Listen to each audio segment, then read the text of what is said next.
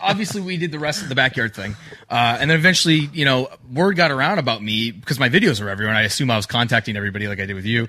And I was asked to come to a Revolution Pro training, which was a school out here. It's basically pre-PWG days. Yeah. Right. And they asked me to come to school. And I said, yeah, sure, I'll check it out. So my first day of training, I walk in without shaking anybody's hand. I'm 5 minutes late, This is awesome. Already have my boots and my knee pads on, okay? All the wrestlers in the ring stretching, rolling around. I climb up to the top rope.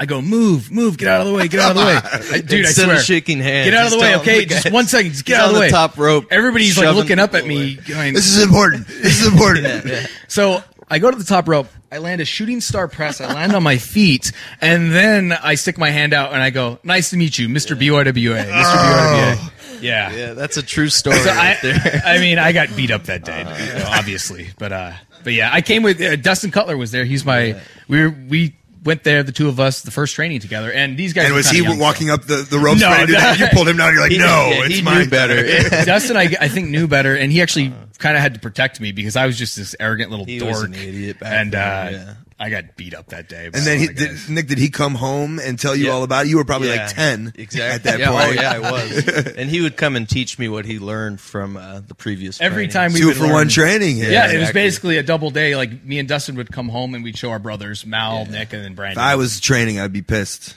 That's my money. I want that. That's Dude, I got killed, man. It got so bad. One time I came home, just black eyes. My chest was scabbed up. My dad's like, I'm going to call the cops for I'm pressing assault. charges. This is ridiculous. And I'd imagine, like, all over the country, how many situations, because that happens a lot. And again, it's interesting, like, just because it's pro wrestling, and even though it's 2011, it's still 1960s in everyone's eyes for the most part, it is, protected. Yep.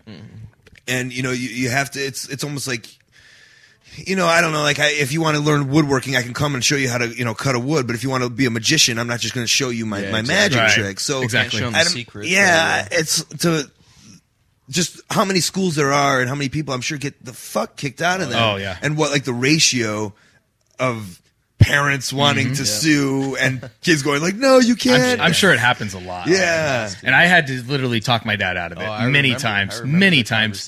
And so, I mean, I kept going back because I loved it, and I just figured this was what everybody had to deal with. And I mean, to an extent, probably not as bad as how I got it. Worse, though, because you came in so cocky. And it taught me a lesson, though, and I was really humbled really fast. And I you went from Mr. BYAF just to BYAF. Or to Mr. Instant Replay instead. Just the instant replay. Yeah. I'm not Mr. I'm humbled. Yeah, exactly. And then this guy actually never really did a formal training. I think I did one time. But by that time, I had taught him everything I learned, and so did Dustin. And you had a ring, I guess, to do it in the backyard. Exactly. Yep. Boom, boom. Cocabana. Boom, boom. Cocabana. Boom, boom. Cocabana. It's Cocabana.